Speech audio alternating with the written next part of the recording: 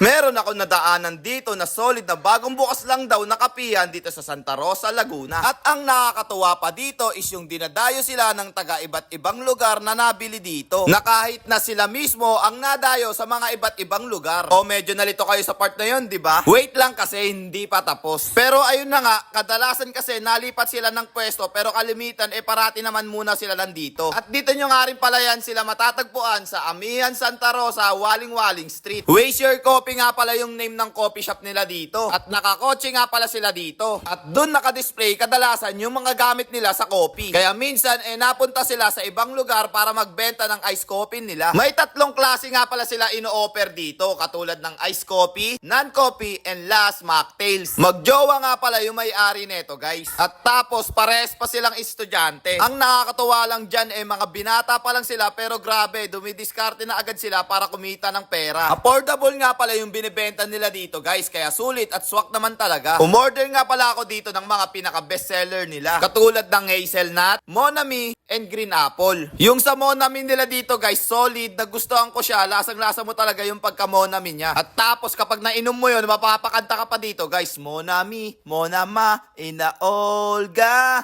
nami nina monayo. Yeah, that's corny.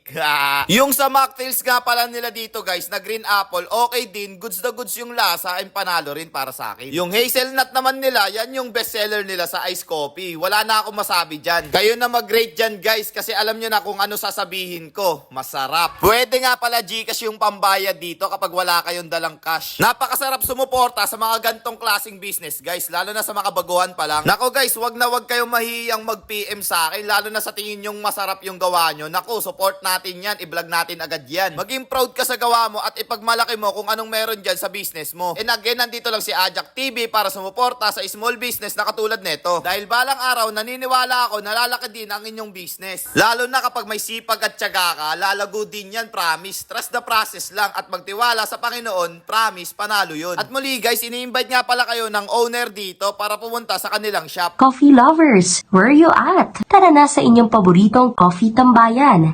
Waste Your Coffee, located at Amihan, Santa Rosa near 7-Eleven. You can enjoy our best iced coffee and mocktails. Worry no more, because we have non-coffee drinks as well. Catch us every day from 6 p.m. to 12 a.m. So paano guys, hanggang dito na nga lang din po pala tayo. Kita-kits na lang ulit sa next vlog. So again, this is Ajak TV. Thank you for sunshine, thank you for rain, thank you for joy. Ingat, salamat, bye-bye, ble.